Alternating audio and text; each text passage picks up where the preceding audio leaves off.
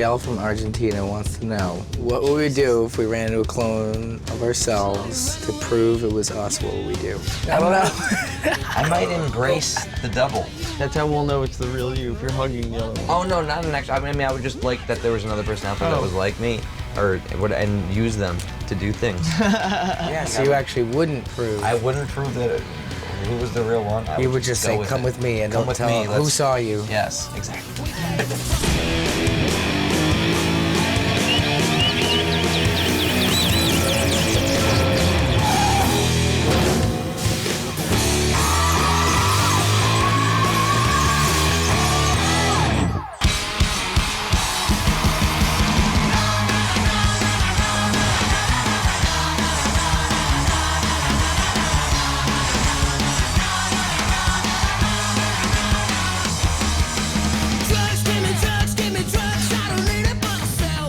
I'd be doing if I didn't do music.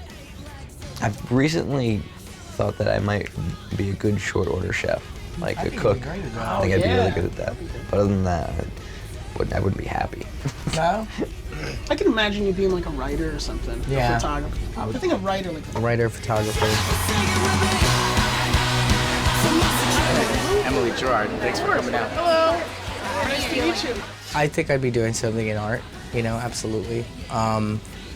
Yeah, I mean, that's kind of where I left off anyway, and now I get to do that every day, so I feel really lucky. But if I wasn't in a band, I would be making some kind of art, I think. I think if I wasn't in a band, I'd be writing either, I always wanted to write comic books when I was younger, or like some kind of horror novel. Let me tell you about the sad man. Shut up and let me see your jazz hands. Maybe, I don't know, maybe somehow into video, like making video games or, yeah, maybe film. I don't know, actually. Kind of where you left off. Yeah, that's kind of where. Yeah. Maybe film, yeah. I was alright at that. That was kind of fun.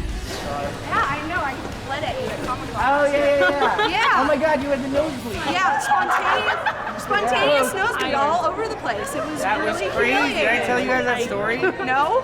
So Did you? no, I didn't. Can we tell? Please. Okay, so we're Do doing some story. it was me and Gab, Yeah. right? We're doing an umbrella signing.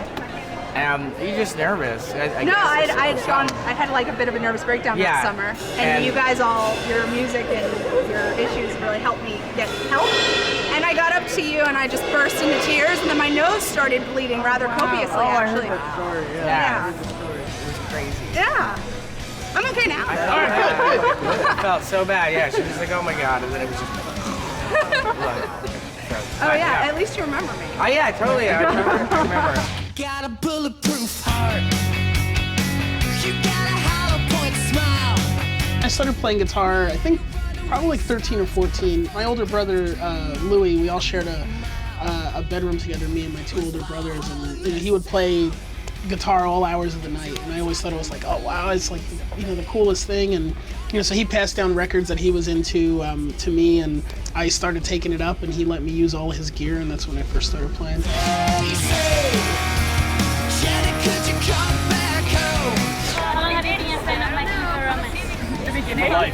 Since the first album. Yeah. Like 7 years. 3 years for me because I'm like only 15. Yeah. I'm 22. I'm like in love with it.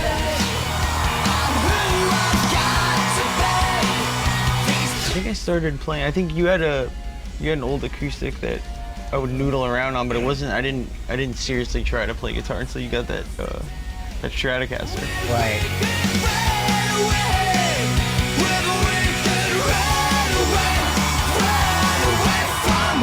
I always wanted to be in bands. My dad played drums, my grandfather played drums, I still do. So music was always like, that was the thing that was, you know, they were like, oh, you know, go to school, but you have to start a band or you have to play something. And they wanted me to play drums. My dad tried to teach me when I was like 3, but I think I was too small. After that, I really wanted a guitar because I felt like I wanted to write a song. And my dad got me a guitar, and I looked in like tab books. I learned how to play an E and an A, and I was like, F I'm writing a song.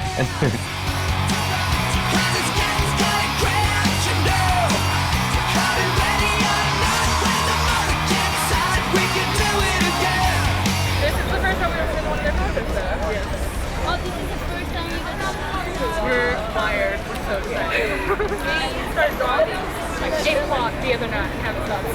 Wow.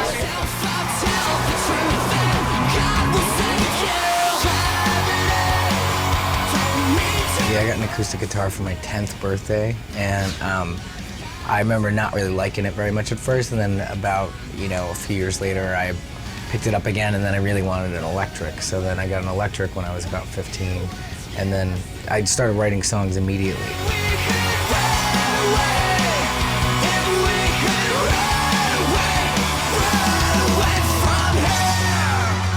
I was so young, and I would take out these ads in like the East Coast Rocker to try to find people to play with, and all these guys were like in their 30s, and it was really weird to have a 30-year-old come to my parents' house to jam with me, and I was 15, and they would see how young I was because I really wouldn't tell them. I would lie about my age, and then so ultimately it never worked out because I didn't want to play with like a 15-year-old.